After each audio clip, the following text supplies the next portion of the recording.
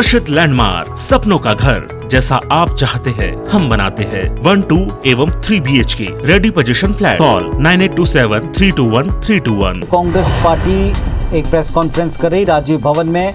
कांग्रेस भवन में एक प्रेस कॉन्फ्रेंस हो रही है। गृह मंत्री ताम्रध्वज साहू, मंत्री रविंद्र चौबे इस प्रेस कॉन्फ्रेंस पे मौजूद हैं। आने के लिए पत्र लिखा गया जिस पर राज्य शासन द्वारा अंतिम बार आयोग का कार्यकाल बढ़ाया जाना लेख किया गया था। इस बीच 20 बार आयोग का कार्यकाल बढ़ाया गया था। अभी 23 सितंबर 21 को झीरम घाटी न्यायिक जांच आयोग के सचिव द्वारा छत्तीसगढ़ शासन को पत्र लिखा गया कि आयोग के द्वारा की जा रही जांच पूरा नहीं हुआ है, अतः उसकी समयावधि पुनः बढ़ाई जाए।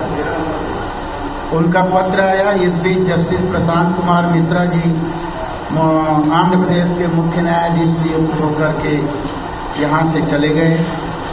सचिव का जो पत्र आया था उसको विधि विभाग को राय के लिए भेजा गया और 6 नवंबर 21 को आयोग ने जो समाचार पत्रों के माध्यम से पता चला कि महामहिम राज्यपाल महोदया को अपनी रिपोर्ट दे दी। सरकार के सामने 2 बातें आई।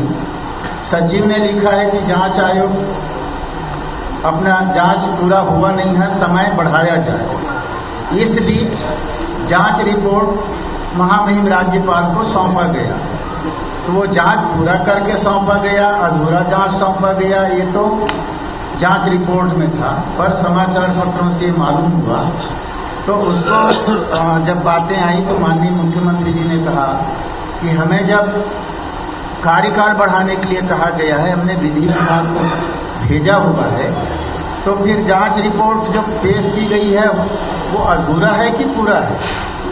नियमानुसार सामान्य परिपाटी रही है, आयोग का गठन सरकार करता है तो सरकार को ही रिपोर्ट दिया जाता है। उसके विपरीत पहली बार महामहिम राज्यपाल महोदय को दिया गया, इस पर ही चर्चाएं हुई थी और बीजेपी के द्वारा लगातार ये बात कहा जा रहा है कि क्यों डर रहे हैं, रिपोर्ट आया नहीं आया। डरने का तो कहीं कोई प्रश्न ही नहीं। हमारे नेताओं की मौत उसमें हुई है इतने ज़्यादा। हमारे मुख्यमंत्री तत्कालीन प्रदेशाध्यक्ष के रूप में लगातार इन बातों को उठाते रहे हैं। जांच आयोग के बिंदुओं पर बात उठाते रहे हैं, जांच पर उठाते रहे हैं, लगातार इस पर चर्चाएं हुई हैं। तो इसमें कोई हमारे तरफ से या सरकार की तरफ से किसी भी प्रकार से डरने की बात नहीं है। और जांच आयोग अपना कार्यकाल पूरा नहीं कर पा रहा था, इसलिए ये बातें आ रही थी। अंतिम बार इसीलिए विधि सम्मत राय के लिए भेजा गया। डॉक्टर रमन सिंह ने जो आरोप लगाया लॉ एंड ऑर्डर की स्थिति, जांच की स्थिति, या बृजमोहन अग्रवाल जी ने या विष्णुदेव साय उनके अध्यक्ष जी ने, कमोबेश उसी बात पर 1-2 बिंदुओं पर उनकी बातें केंद्रित रही है, जिसका जवाब हमारे तरफ से, हमारे शासन की तरफ से या माननीय मुख्यमंत्री जी की ओर से दे दिया गया है। कुल मिला के इतनी बातें विभागीय तौर पर या जो तथ्यात्मक है बात, वो मैं आपके सामने रखना चाहता था। ये बातें इतनी हैं।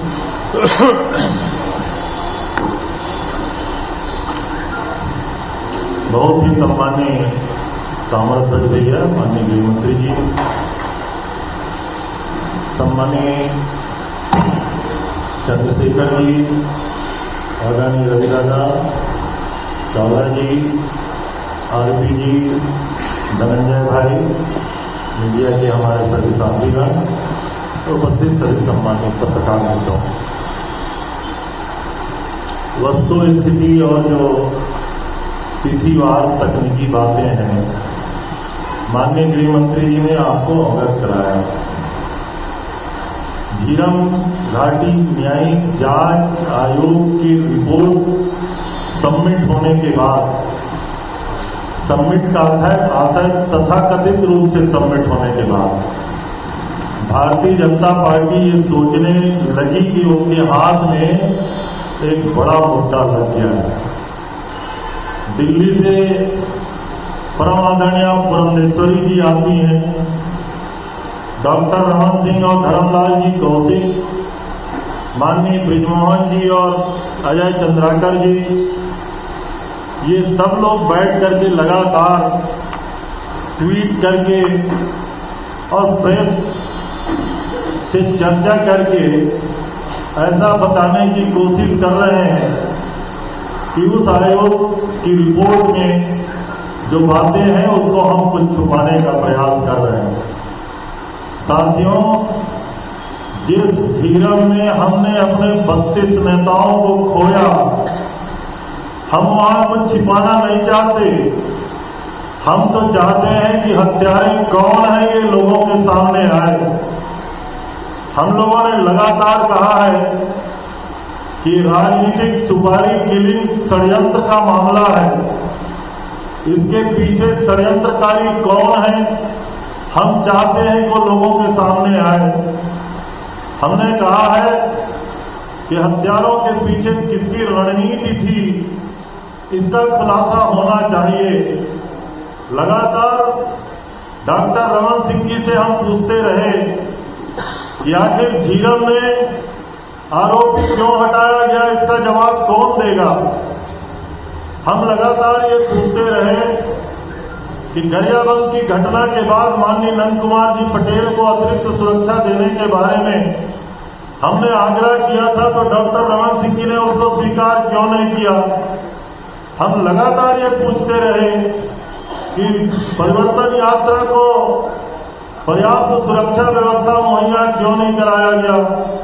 और हमारा तब भी आरोप था और आज भी आपके माध्यम से मैं कहना चाहता हूं, इस राजनीतिक हत्याकांड के पीछे किसके मंसूबे थे ये तो जांच के बाद ही स्पष्ट हो जाएगा। लेकिन पहला कलंक का टीका अगर किसी के माथे में है तो तत्कालीन मुख्यमंत्री डॉक्टर रमन सिंह जी के, और इससे मुक्त नहीं हो सकते। उनकी सरकार के मंत्री के रूप में ब्रिजमोहन और अजय चंद्राकर इससे मुक्त नहीं हो सकते। पूरी भारतीय जनता पार्टी इससे मुक्त नहीं हो सकती।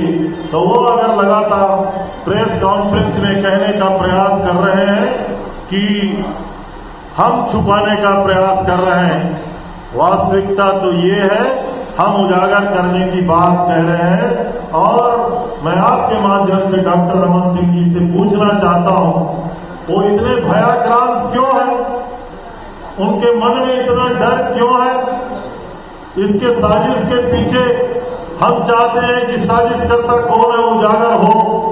तो अगर हम चाहते हैं और उसमें 2 सदस्यीय जांच आयोग को बढ़ा करके उसका अवधि बढ़ा करके उनको जांच सौंपा गया है, तो भारतीय जनता पार्टी के नेताओं को इससे डर क्यों है। मूल बात यही है।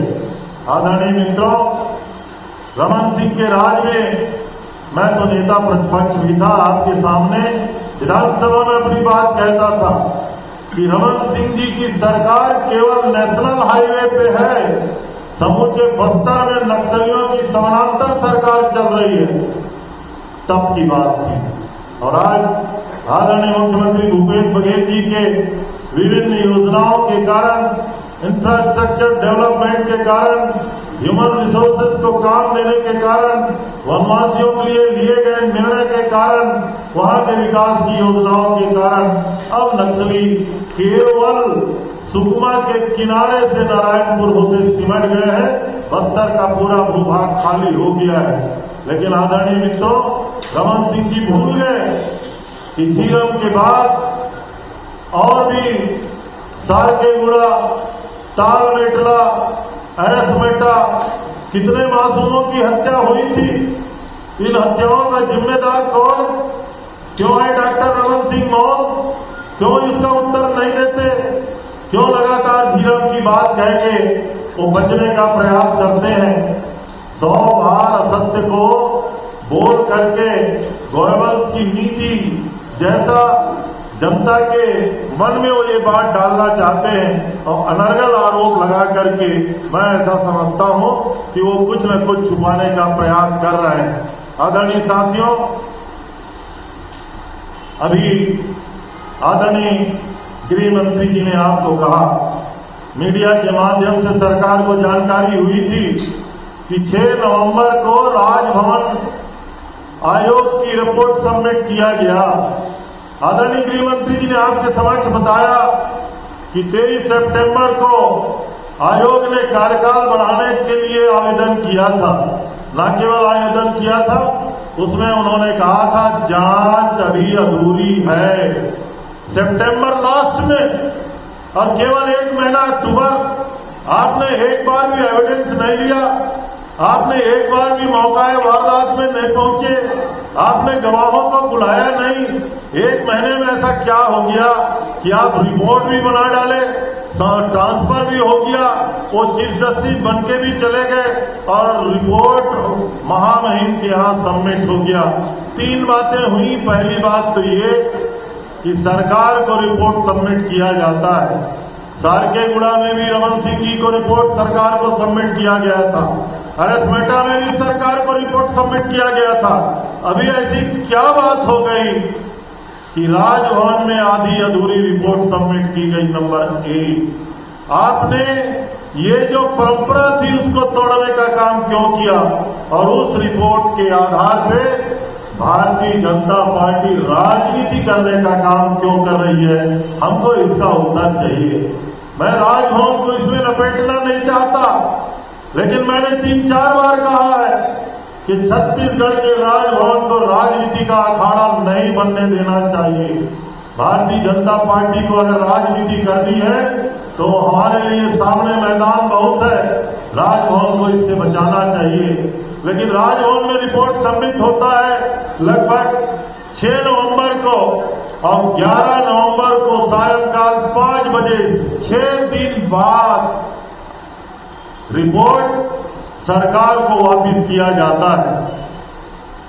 अगर सरकार को ही रिपोर्ट देना था तो राजभवन से पहले दिन ही सरकार के पास उसी क्षण रजिस्ट्रार जनरल को कह देना था कि रिपोर्ट सरकार के पास सबमिट किया जाना चाहिए।